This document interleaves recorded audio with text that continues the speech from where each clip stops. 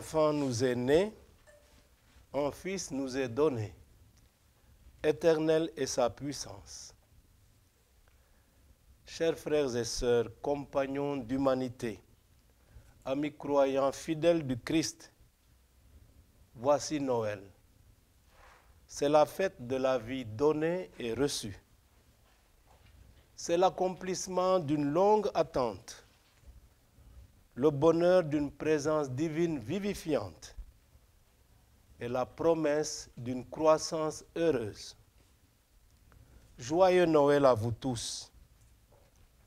Que le don de la vie reçue de Dieu s'épanouisse pour vous en bonheur impérissable. Que les enfants qui naissent à la vie soient bien accueillis, aimés, soignés et respectés. Car c'est beau la vie, et c'est un don de Dieu, le don même par excellence.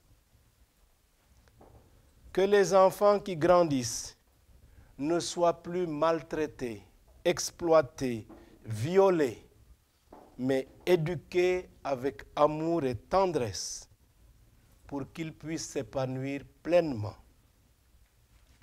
Il est grand temps pour notre pays de dépasser les actions symboliques pour oser mettre pleinement en pratique nos bonnes intentions à l'égard des enfants. Car une société qui sait prendre soin de ses enfants se forge un mental fort pour mieux s'occuper des plus petits, des plus faibles et des plus pauvres. Que notre recherche de bien-être ne chasse pas notre devoir de mieux-être et ne nous ferme pas les yeux sur les nombreux blessés de la vie dans notre société. Noël fait de Bethléem la capitale spirituelle du monde, au cœur de l'histoire du salut. C'est là que Jésus est né. C'est là que Dieu a pris le chemin des hommes, qu'il s'est fait tout proche de nous, qu'il s'est fait l'un de nous. Le Verbe s'est fait chair et il a établi sa demeure parmi nous, écrit Saint Jean qui ajoute, de sa plénitude, nous avons reçu grâce sur grâce. Avec ferveur, vivons donc ce Noël en vrais croyants, comme une naissance à une nouvelle conscience humaine et citoyenne. Une conscience qui nous ouvre les yeux aux merveilles de l'amour de Dieu et à la beauté de la création que nous devons respecter davantage. Une conscience qui nous ouvre les oreilles aux appels des hommes qui souffrent. Une conscience qui nous ouvre les mains pour partager avec les plus pauvres. Une conscience qui nous ouvre le cœur pour vivre le pardon et la réconciliation. Une conscience qui nous met en chemin à la rencontre de l'autre, au-delà de la parenté, de l'ethnie, de la race, de l'appartenance politique ou même religieuse. Aujourd'hui, nous entendons régulièrement parler d'intégration et d'inclusion. Noël n'est-il pas la fête de l'intégration et de l'inclusion? Par l'incarnation du Verbe, Dieu ne vient-il pas s'intégrer dans la vie des hommes? Ne vient-il pas s'inclure dans notre humanité? Par son intégration et son inclusion, ne nous enseigne-t-il pas alors l'intégration et l'inclusion mutuelle dans une véritable fraternité humaine qu'il illumine de sa puissance et de sa présence vivifiante? Comme l'écrit Saint Jean, dans le Verbe était la vie, et la vie était la lumière des hommes.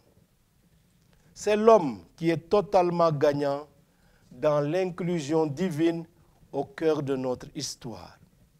C'est lui l'homme, l'heureux bénéficiaire. il se sent aimé de Dieu, estimé de lui. Il prend conscience du prix qu'il a aux yeux de son Créateur. Or, si Dieu nous tient en si haute estime, quel ne devrait être alors notre effort de réciprocité dans l'amour que nous lui manifestons à travers notre fidélité et notre témoignage de vie? C'est à cet échange merveilleux que Dieu nous invite. Apprenons donc du Seigneur de la vie à cultiver des attitudes qui intègrent et incluent les autres dans le respect de la vie. Apprenons du Seigneur Dieu à prononcer des paroles de vie, à poser des actes qui respectent et promeuvent la vie.